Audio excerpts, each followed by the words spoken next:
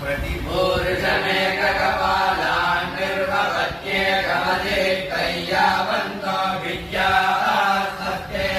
कमकरं पशूनाकुं सर्वाधिकर्म यजमानस्य धर्म मे यच्चैक एव रुद्रो न द्वितीयाय तत्र आकुस्ते रुद्रपशुस्तञ्जुषस्वैषदे रुद्रभागसहस्रस्राम्बिकयादञ्जुषस्व मेधजङ्गमेश्वाय पुरुषाय मेधजमतो अस्मभ्यं मेधजगुं सुमेधदय्यता सती